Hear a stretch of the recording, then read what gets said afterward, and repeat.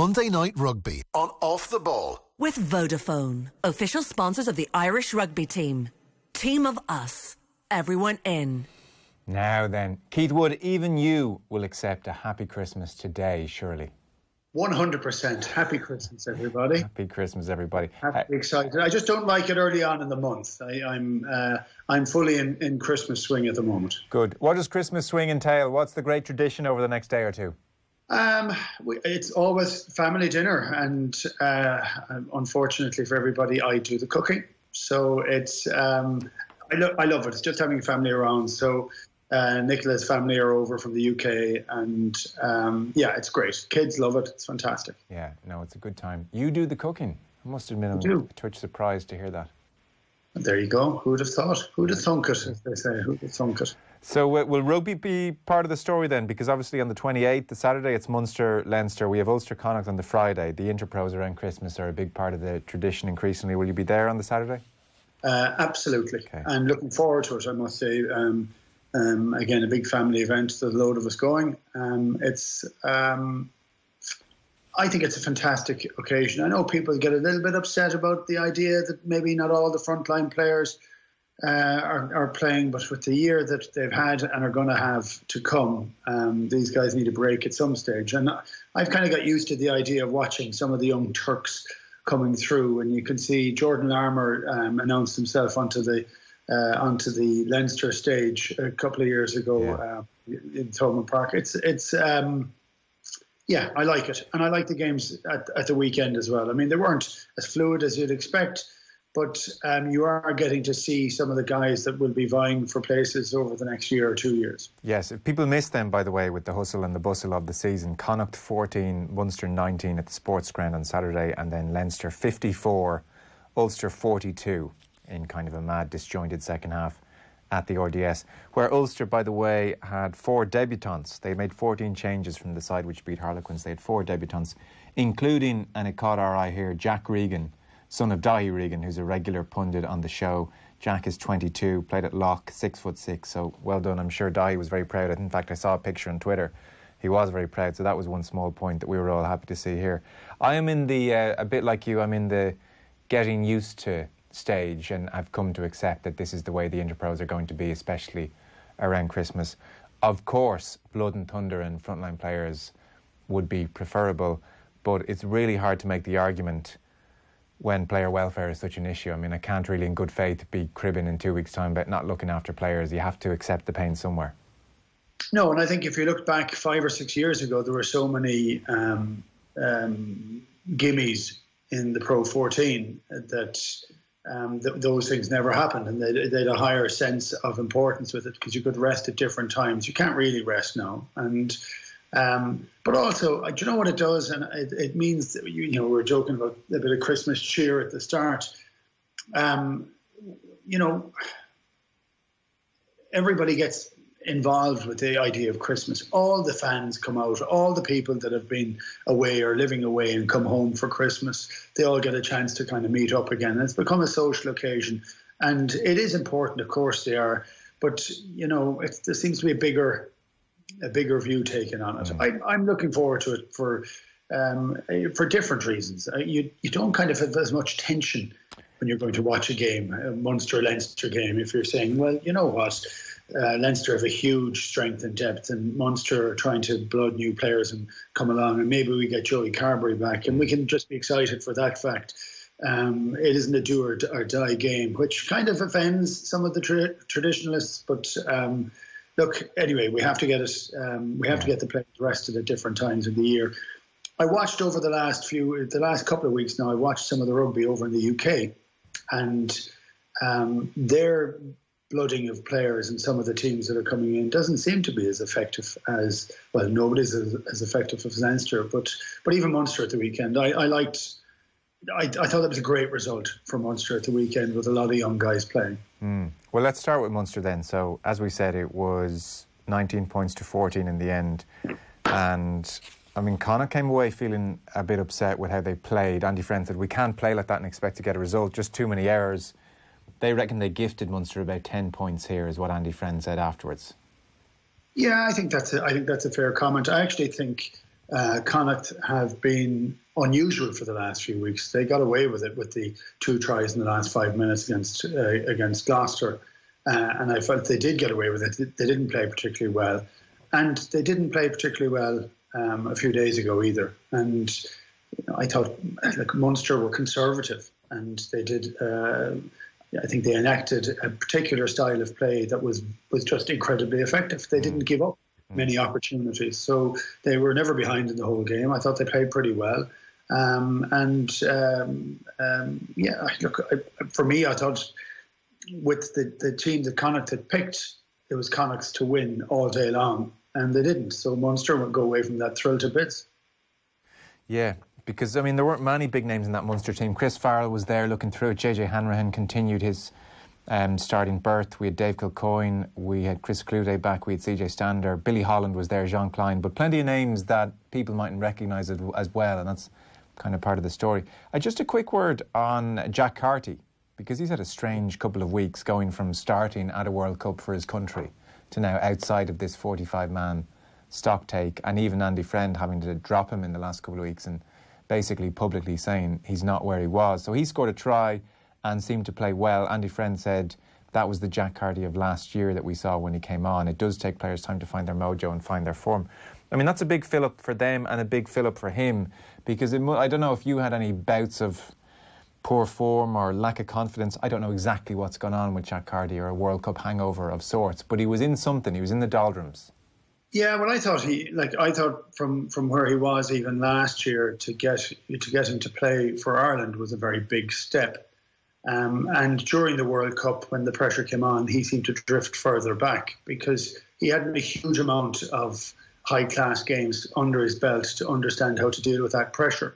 And you get exposed in international rugby. It's quite interesting watching some fans and some commentators or pundits react to young guys that come through. It's a huge step up, like absolutely colossal in terms of pressure. And I thought he was a really good player. I liked him. But I felt that he kind of got up to that top very, very quickly on the back of not a huge number of big performances. And I think he was found out a little, and that's fine because most people get found out and they know that they have to work harder, push harder, do other things, learn new skills. That's part and parcel of it. But it's very hard when you're found out on the dream that every child would have that plays rugby is playing in a World Cup, you know. And so I'd say that took a bit of a shock for him to get used to it. Other guys would have played more, would understand that actually losing is part of rugby as well. But he almost flew a little bit close to the sun. But I think he'll come back and play very well. And it is the reaction to how you do it afterwards. And whether, you know, injuries and you get a chance. Who's the guy that's taken his place? Conor Fitzgerald. Conor Fitzgerald has actually, apart from the fact he looks 12 years of age, has played with a great level of confidence. And even he made a few mistakes again in the game the other day because he just hasn't played a huge number of those big games. But that's the nature of it. It's how Jack Carty decides to stand up to losing a little bit of confidence or a bit of his mojo, whatever it was. It's to try and see what that's like over the next few months. And you don't want to give a sucker an even break either, because, OK, a bad couple of weeks has its own momentum. But then if that becomes a couple of months and suddenly a season goes by or a season and a half and Connacht have to make a tricky decision, you know, not everyone bounces back. We were just talking in the previous segment with Pat Nevin about David De Gea, brilliant goalkeeper who is now, I don't know, is it scar tissue or what's going on, but he is just prone to errors he would never have made previously. And actually with him, something's kind of broken. You know, and you don't want to let that kind of situation linger and run into months and months. If you're Carty, it's really important to interrupt it as early as possible, because otherwise, I presume, I mean, you've seen lots of players down the years and played with them, a certain scar tissue builds up and maybe turns into a certain fragility. Yeah, and that can happen. But you have to learn from it. You have to say, why have I lost my confidence? What am I trying to do here that is making this worse? What's exacerbating it? I know it for myself. I had a lot of trouble with my shoulders, and you'd go line-out throwing, and my line-outs would go wobbly, and we'd start losing a few of them, and you're there, oh, for God's sake. You start counting in percentages. So I've lost the first one. I'm 100% lost. I'm zero now. I'm at zero. So I get the next one. I'm still only at 50%. And you get into this negative thought, and you're trying to get as many as you possibly can to rack the numbers up. Then you lose another one, and you start worrying about stats than actually playing the game. And he's too good a footballer to have to worry about things like that. I don't doubt that he'll get back. But you do want to nip it in the bud as soon as you can. Yeah. Look no further than O'Gara way back when in that European Cup final. I think he phoned you over the summer, didn't he, and said, well, I need to do something here. And you said, bloody right, you do. Yeah, well, you have to recognise it. And it doesn't matter whether anybody else knows it. And that's one point we'd always talk about. If you can have somebody that you can trust who will be honest to you but not gut you, so that will understand that, yes, actually, I've gone through this before, or I know players that have gone through the exact same thing, but you have to put your hand up, recognise that you're making a mistake or you're practising a flaw or something's going on, and you need to get your head around it, admit it to yourself. And if you can admit it to a mentor or somebody who gives you an ear to your problems, that's brilliant. It's actually a stronger position to be. Raj talked about that earlier on this year, I think, in terms of, it was an interesting conversation. He was in a bit of a panic. Yeah.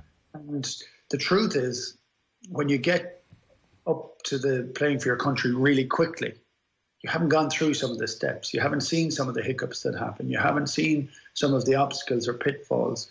And you're not prepared for it because you don't know. You've got a chance. Like we talked about Jacob Stockdale, that he was trying to learn how to play rugby on the international scene. And the fact that he couldn't seem to miss a try meant it was impossible not to pick him. Yeah. But he's still very, very raw. And I actually think he's come back pretty well from it too, because he had a dip during the year with the pressure, with the idea of the second season. And it's funny because the only people who say the second season syndrome doesn't exist are the guys that are 21, 22, because they don't know, and we've seen it forever. It isn't that they don't play well, it's that other people have them factored into their plans. So they're closed down. They don't get the space anymore because they were pretty much ignored at the very start. One last point on Munster. So Joe Carbery possibly, TBC, possibly will play against Leinster, or he'll get some game time rather against Leinster on Saturday. JJ Hanrahan, so I mean, if he's sitting down and he's saying to you, well, have I done enough here to fend off Joey Carbery in the medium to long term? Where is Hanrahan in his progression? Because we know what a talent he certainly was. I'm thrilled for JJ Hanrahan because he's had a consistent amount of game time. He's also stopped trying to force the game. So when he was getting very little game time, he'd come on and he had to do something. That's a very difficult place to be. I think he's playing very well. It's whether he can play very well on the very big games. And you'll never know it until he starts to play it. But now he's got a body of, like we know Joey Carbery can. So now JJ has a body of work underneath him. I think it actually puts Munster into a much stronger position than they were, especially with Tyler injured. So for me, I would still say Joey Carbery is the more accomplished 10. But he's a very different type of 10. But JJ is now a proper alternative, and I don't think he had been for the last couple of years. Okay. Leinster then against Ulster, 54 points to 42, so kind of an odd game in many ways. As I said, Ulster had made 14 changes from their European match against Harlequins the weekend before. They had 4 debutants. And to quote Dan McFarland, he said, Leinster rather tortured us in the first half when they had the ball. They were exceptional. Leo Cullen, as you can imagine, was less effusive about Leinster's performance. But that was Dan McFarland's take on Leinster in the first half. Yeah, but sure, they were breathtaking, and again, going back to the very start of the conversation, when you see the team that Leinster are able to put out of kids, can't win anything with kids, isn't that it? Yeah. Like some of these guys are fantastic. And look, Scott Penny, Caelan Doris, Max Deegan, that's a back row to drool over, and there's so many other guys that they can have and play, and it's I think they're very exciting to watch, and very interesting to see Harry Byrne get a spin as well. And I haven't seen a huge amount of him, and he's quite comfortable with the ball. I think he is maybe slightly more natural 10 than his brother, which is kind of interesting, and his brother's a very, very calm and sure pair of hands. but there's maybe a little different spark in there. So you get excited by that too. Right, and without heaping pressure on Harry Byrne, that natural flair you're seeing, are you talking about running with the ball and passing, or is something in particular? Running and passing, but he's looking to attack a little bit more for me. And there's just a little bit more of that. You'd often hear me say it about Joe Carbery, seeing it early, playing it late. I like that. Yeah. And to help the kids along, they had the likes of Rob Kearney, Fergus McFadden, Robbie Henshaw, Sean Cronin was back, Gibson Park, Scott Fardy, all just sprinkled in there, and it just makes it so much easier for the kids coming through as well, rather than, over to you, 14 kids and one experienced player. Well, that's it. Sometimes you see in internationals in the autumn, you'll have a game against Canada and there'll be 14 changes. I never think that's fair. No. I never think it's fair on the players. Yes, they're playing for Ireland, and that's a great thing, but you want to actually play with some of the guys that are the leading lights in the game. So I actually think the provinces have managed their players very well over the last couple of weeks. So as 2019 draws to a close, and we'll keep an eye on those games, Munster-Leinster's on the Saturday, that's the 28th, and Ulster host Connacht on the 27th. What's your strongest rugby memory of 2019 then, Keith? There's a question. Strongest memory, it's funny, I was chatting to my eldest fella, we were just talking about rugby, and we're struggling to get really good Irish ones in the last 12 months. We haven't had a year, we haven't had a great year because we're used to success now, which look, I love that fact. I think that is a change in itself. For me, the World Cup in Japan, I was in Tokyo for 2 weeks for the semis and the final, and the English All Black game was truly phenomenal. Yeah. And the standards, the level of aggression, the level of skill, the pace that game was played at was remarkable.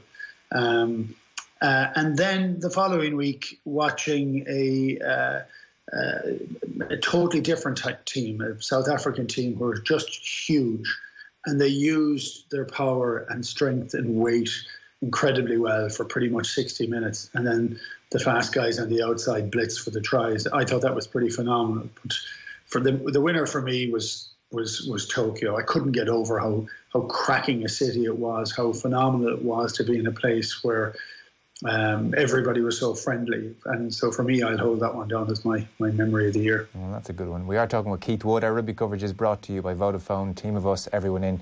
Did any part of your romantic heart sink as you watched this brilliant England team and what they had done to New Zealand ultimately lose a World Cup final because they were just being mauled at the scrum, and it was beef rather than flair beating them? No, it's funny. No is the answer, because the reason, the joy for me of rugby, and of an old traditionalist, is that it is a game for all shapes and sizes. Now, not necessarily giants, right? And there was an element of that. But the fact of watching Cheslin Colby score, sidestepping inside in a phone box, like there's a place for the smallest guy as well. And South Africa got a great blend. They didn't have that. 2 years ago, they were a shambles. So where they've gone in that period of time is brilliant. I'm afraid the romantic side of me goes when you see Sia Khaleesi and you hear his backstory, and you see the poise and dignity with which he speaks immediately after the game. I spent 2 or 3 days with John Schmidt, the captain who won in 2007, and he just said, Woody, our World Cup win in 2007, or Francois in 95, said they were all important, but they absolutely pale in comparison to what this can actually do for the country. And so for that, that's where the romantic of me comes out on it. But yeah, I mean, I loved it. I loved the World Cup. I obviously didn't love it from an Irish perspective, but I loved watching Japan play, and I loved watching the onus that they were able to give to it. They were together for 200 days to that World Cup, because it was such a big thing for the country, and it became a huge thing for the country. One kind of curious one with the benefit of hindsight, and I've talked to a couple of people about this, and I've had different answers, and I've had some as early as Cardiff in the Six Nations, and the question being, when did you think to yourself, this isn't going to work out for Ireland, this isn't going to happen? Yeah, I try not to get too retrospective. And it's the end of the year, so I'm going to make you. Yeah, after it. I was shocked by the game in the Aviva. I was really looking forward to Ireland having had a really good year. I wanted to see how we would deal with that mantle. And what actually happened to us on that first day was we got shell-shocked by England. They went to a pure power game and they bullied us off the field. And so for me, that was the shock. And where I was getting increasingly upset was how much that knocked us back. We were incredibly confident 6 weeks before that game, and suddenly we were shocked. But not only that, we didn't then change our game. So we were in a position where if people played against us in that fashion, we were going to be under pressure again. And that was surprising. So I found that a bit upsetting. When we got to the summer, the warm-up games, I knew, and we were talking about it, and I absolutely wasn't making excuses at it, but I didn't expect us to win the game. And there was no reason for us to win that game. We were at a different point in the cycle. We had a hard training weeks coming up to it. We hadn't played any rugby, so I didn't expect us to win the game. But I fully expected us to meet their power challenge, even if it was only for 15 or 20 minutes. And we didn't. And that's the time I felt, okay, I'm really uncomfortable about this. I'm really, and when people were saying, well, Joe has got something else in the bag, and I never believed that. And you never really believe those things. You might have an odd move or whatever, but that's about it. But for me, we were then under huge pressure. Yeah, plenty of warning signs. Last question with the view to 2020. Six Nations becomes suddenly very interesting. I mean, we're talking about various points in the cycle. Geez, how many new coaches and so much unpredictability about the Six Nations coming up. And then, there's a sense Leinster really are in pole position in Europe. Are they the big two things to mark a card for 2020? Look, absolutely. Leinster they're a joy to watch. And some of the players that are coming in, again, that play differently. And I'd say something else as well. And Johnny Sexton seems to have played with a little bit more freedom. He seems to be playing with a smile on his face. A whole variety of different parts on it. He's not barking at the referee. The World Cup is over and in the past now, but he was this time last year. Yeah. He was as cranky as a bag of cats. And he just looks, there's a different reality coming for them. Now, it's interesting to see how that works. I still think Leo Cullen has done a remarkable job with Leinster. He doesn't get as much credit as he should do. A lot of the credit seems to go to Stuart Lancaster. But you have a guy who's dealing with every other type of pressure that's involved in running a team in Leo, and I think he does it really well. So I think he has done a very good job. I'm interested to see how Farrell's reign goes. He likes detail too, but he also likes fun, and he also he's a different type of coach. So I want to see how that manifests itself. I want to see what squad he picks. Which guys is he going to trust that didn't perform to the level that they would have liked to have in the World Cup, and which guys has he earmarked as being people he wants to be his warriors going forward? And I think that makes it for a very intriguing Six Nations. It sure does. Listen, thanks so much. Have a great Christmas. And you have a fantastic Christmas. Good man. Keith Wood. See ya. Monday Night Rugby on Off the Ball. With Vodafone, official sponsors of the Irish rugby team. Team of us. Everyone in.